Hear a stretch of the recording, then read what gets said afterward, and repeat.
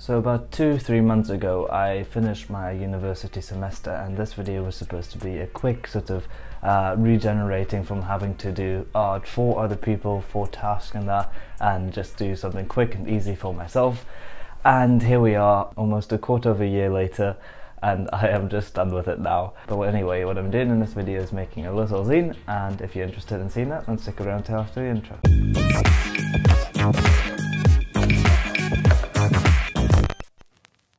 Welcome back, people. This is Dark Creates. My name is Joshua Dow and I'm an artist. And what even is a zine? So a zine is something that I didn't even know about until my last semester in university, where we had to create one for a project, and this is the one that I created.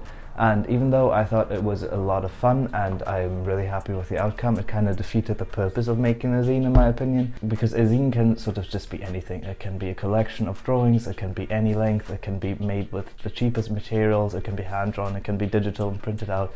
It can literally just be anything you want it to be, and by having to do it for university and being given a partner to work with and a theme to work with and that sort of thing, it kind of defeated the purpose for me, because I kind of took the freedom of being able to do anything away because we were told what to do, if that makes any sense at all. And that's essentially how I ended up deciding that I wanted to make a little zine for myself after the end of the semester to kind of, regenerate, recover from having to do loads of art for other people and just kind of do something for myself. So that's what this video is, and let's just get into the sketches.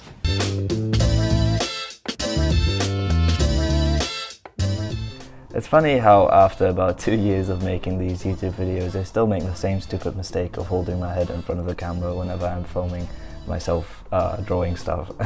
I was able to cut out the worst bits of it though, so yeah, here's me creating a rough outline for the sketches.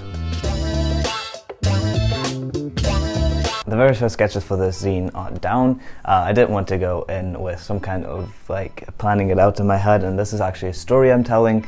Like I said, zines don't have to be restricted to telling a story. They can literally just be a collection of art or anything. But I had this story in mind for a bit anyway. I was thinking of writing a short story about it, but now I thought it'd be an easier and quicker outlet to just make a zine about it. Right now the pages that I have sketched out are still far too many.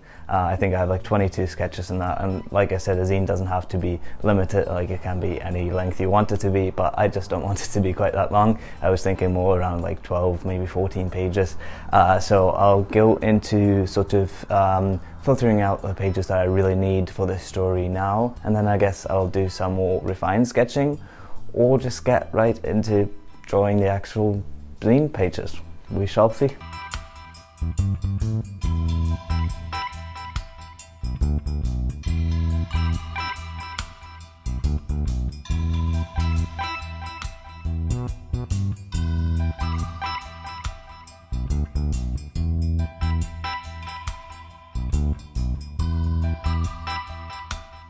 This first draft was mostly meant to sort of organize in my head where spreads are going to be and how the different pages are going to sort of merge together, even if they're two separate pages, kind of just to create a transition between them on one spread. Yeah, so that's essentially what this planning page was for, and just getting a bit of more of an idea of what the zine is going to look like, but not going too deep into detail or anything.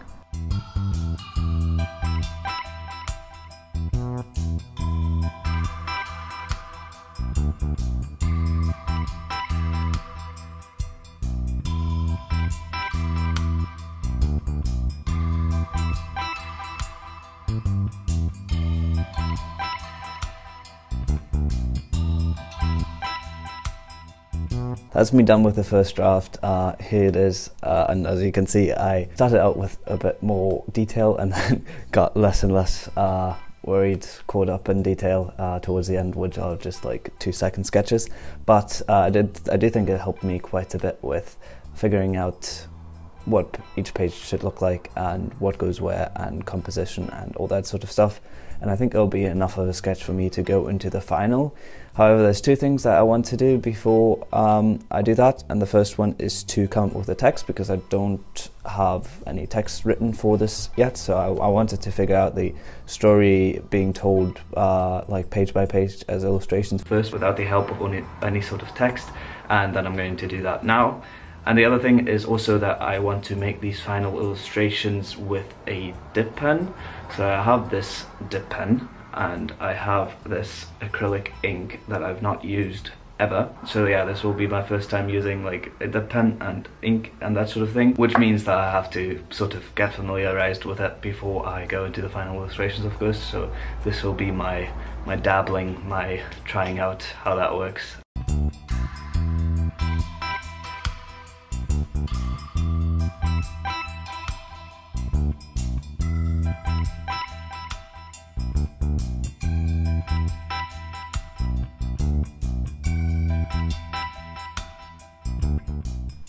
As you can see, the dip pen experimentation was not so successful at first, but at some point I did get the hang of it and went straight into the first illustration. This was all about sort of, yeah, getting the feel for it. I wasn't like 100% like happy with how the first page turned out, or how any page turned out really, but that's not really what it was about creating perfection. If I wanted something more perfect, I could have done this digitally, and that, no, this was more about creating something freehand, loose, just let it flow and kind of see where the story is going. Speaking of the story, I should probably give you a rough idea what this story is actually about. I mean, you're going to see it obviously unfold in front of you while I'm creating this zine, and also in the end result all put together, but just so you know roughly what it's about. Essentially, I've had the story in my head for a long time of this little boy who goes out to sea every day in his boat with his fishing rod. One day he gets caught up in this storm and sort of swallowed by the sea, but caught in this like air bubble, so he has oxygen but he's caught underwater, and sort of goes through different challenges and that sort of thing, and yeah, where that leads in the end you will see.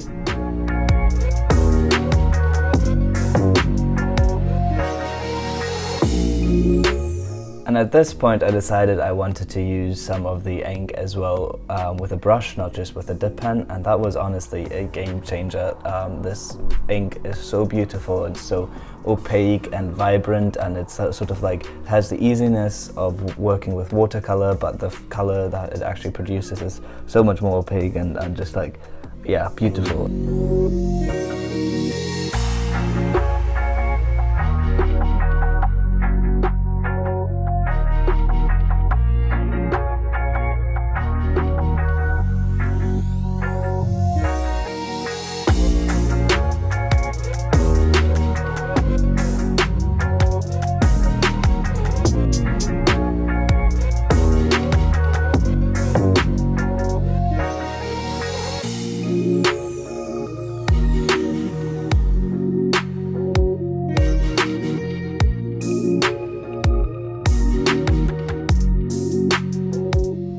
I had gotten this ink randomly as a gift when I went to an art store once, and it turned out to be perfect for this sort of project. Like I said, the vibrancy of the color was beautiful, and it just goes so well. The blotchiness, the unevenness of it makes it look so nicely and hand-drawn, but also goes so well with like the theme of being underwater in this beautiful world.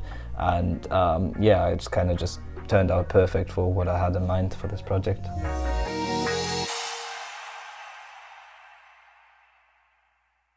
A good teacher once taught to love others as you love yourself. But I'm just wondering, what about those who struggle to love themselves? Like, hey, so I'm feeling pretty good today. And life taught me, don't trust that good to stay. And if it don't, then at least I know that love's the reason we are broken. But hey, man, I'm feeling pretty good today. That I'm done with ya, 'cause I don't need your help, and if no one else to do it, I'ma learn to love myself. Like, hey, so I'm feeling pretty good today. And life taught me, don't trust that good to stay.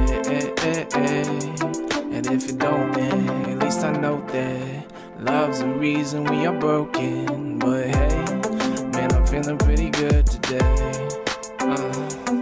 I don't know if I'm a lyricist, but when they hear this shit, best believe every last soul will be cheering it. There will be warriors and the unseen stars rally around this flag of freedom that we chase from our hearts, and together we will stand. I'm linked hand in hand, cause we finally found the people whose souls we understand. They've experienced our pain, the sleepless nights and lonely days. If you haven't found us yet, please keep searching, it's not in vain. We will wait for you, we won't take from you. Only accept your battered soul is. Of course, when you go in straight with dip pen and ink onto a piece of paper, and especially if you're drawing two illustrations on the same piece of paper, there is some things that go wrong. So some of these illustrations I had to do twice, or attempted a couple of times because one or the other page would fail or something would go wrong and that sort of thing. But really it wasn't the art, the illustration itself that caused the most trouble, it was what came after. So I decided in the beginning that I essentially wanted to not make this entire zine traditionally, so not sort of full piece of paper into a zine and then draw on top of those pieces of paper, but rather make all the spreads separately, scan them in, then print it all back out and make a zine out of it.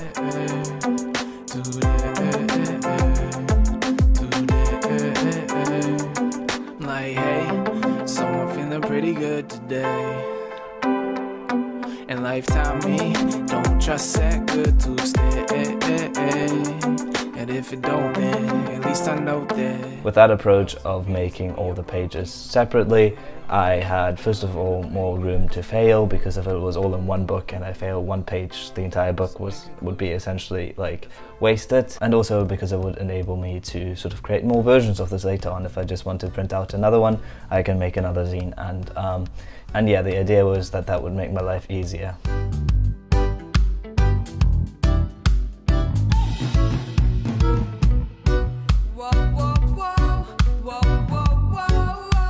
However, afterwards, scanning it all in, printing it all out, finding the right place to print it, finding the right order to put these in, having the right paper, and all that stuff just caused a couple of problems, which we're going to get to later on. But here you're going to see now how I make the last two pages, which is the cover page and the back of the zine.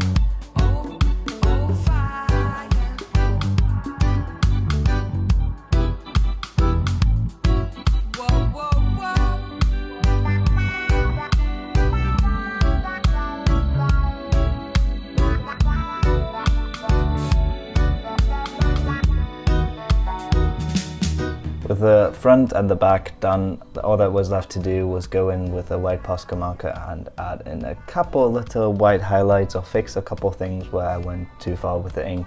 But I really didn't want to overdo this. I wanted it to keep that look of being completely traditionally done with only the ink and the dip pen.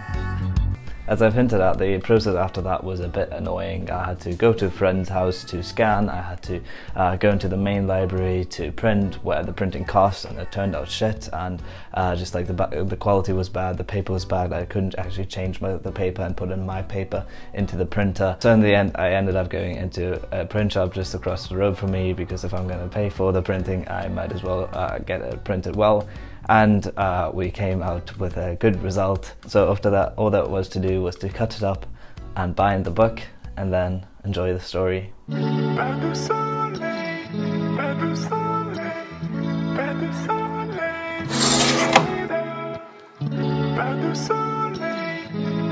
For the binding I used the same technique that I'd used in my uni project where I made the zine already, and it proved perfectly well.